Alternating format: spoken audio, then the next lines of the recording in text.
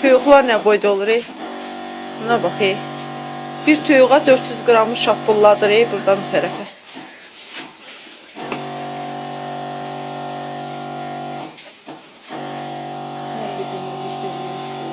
O birisini elə, o birisini elə. Bəs, bəs, o birisini elə.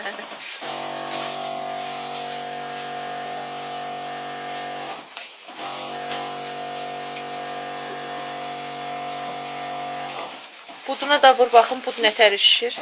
Əlini çək.